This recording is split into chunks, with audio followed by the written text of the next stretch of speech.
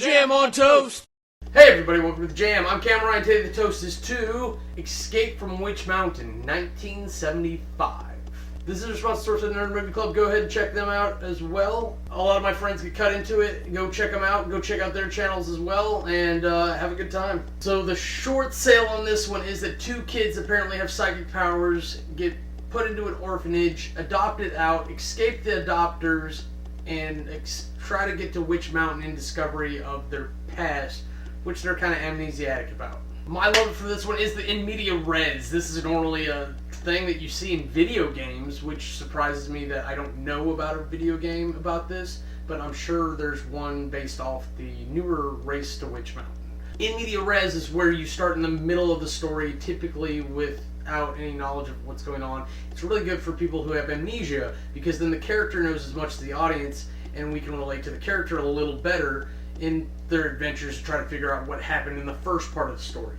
It's really essentially for any of those looking at movies or plays, typically, that you start in Act 2 without knowing Act 1 until probably about Act 3. My hated for this one was the friggin' harmonica. Why? Why? Who thought that was a good idea?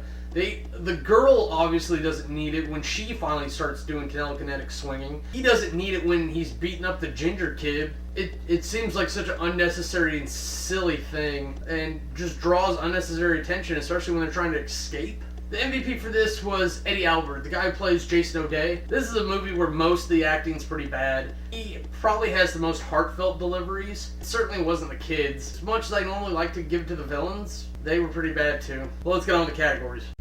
Aesthetics. This movie was made in 1975. It was based on supernatural stuff when they didn't have things to do supernatural stuff unless you were George Lucas. There was some obvious wire work that was actually pretty well done, but other than that, the special effects were like doing voiceovers to a bear. The whole look, the outfits, the wardrobe, all befitting of 1975. Maybe I'm just not a fan. A lot of it just looked fake. It didn't look like they were really there at a thing. It looked like they were on a set, and it was very crisp and clean. And maybe that's what it was. It was the pieces were too new, so it didn't look like you were really out in a world where things get dirty. Then there was the ever-present pause in the delivery. It was camera on, pause, gee pops, I hope we don't get gout, and then a pause afterwards. The line delivery was just ridiculous. It was really like they were getting coached line by line per cut instead of, actors looking at their lines. And if it was only the kids, I'd forgive it, but the adults do it too.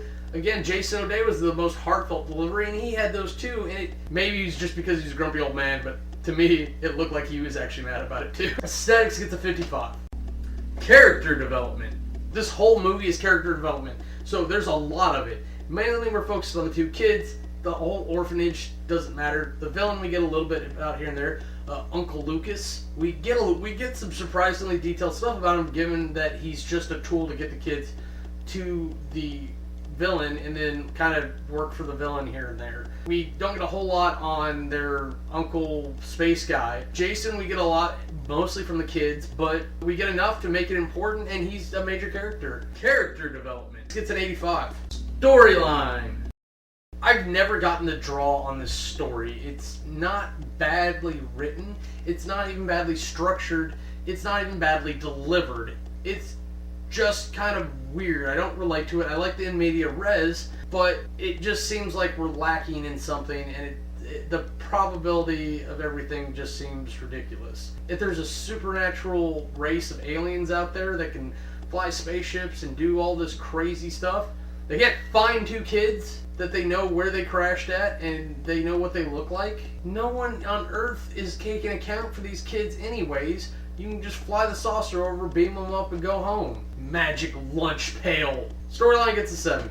Compulsion. Could have turned this off. I don't know why I didn't. Maybe it's because I thought it would be redeeming at some point, and I don't know if I really got there. I think you have to watch this as a kid and have the nostalgia in. I think that's why Stephen Lee were so keen on it. I literally spent about 20 minutes playing with the mouse on the screen with the cat, not paying attention to what was going on. I think when I came back, the helicopter was upside down or something. Propulsion gets 40. Now, if you total all that up, you get an average of 62.5. Just not a movie for me. The production, I think, had a lot to do with it. It's like reading a comic book. If you can't process the art, then it's really hard to get into the story, and I'm hoping that's kind of what it was. I'm really happy for you if you like this, but I can't recommend it to anyone. Short recommendation is go watch Race to Witch Mountain instead with Rock the Dwayne Johnson, or even better, I Am Number 4. That movie was a lot better than either one of those. That's it for me. I'm Cameron. Have a nice day. If you want to see anything else we're up to, go ahead and click the annotations, and they'll take you to our other channels.